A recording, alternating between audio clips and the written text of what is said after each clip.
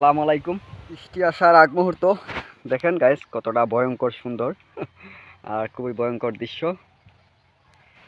বৃষ্টি আসবে কিছুক্ষণের মধ্যেই।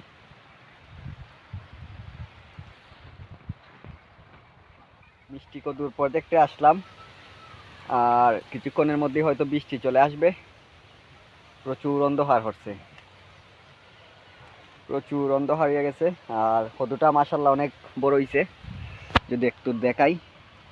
এই যে পাইকেও গেছে, পাইরানি মুইটা পাড়া হয়ে গেছে অলরেডি ডান।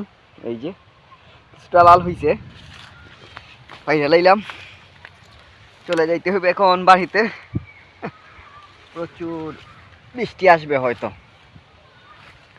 কাটার জন্য ডর করে। এই হলো আমার কদু, এই হলো ক্ষেত। ভালো থাকবেন সবাই, আল্লাহ হাফেজ।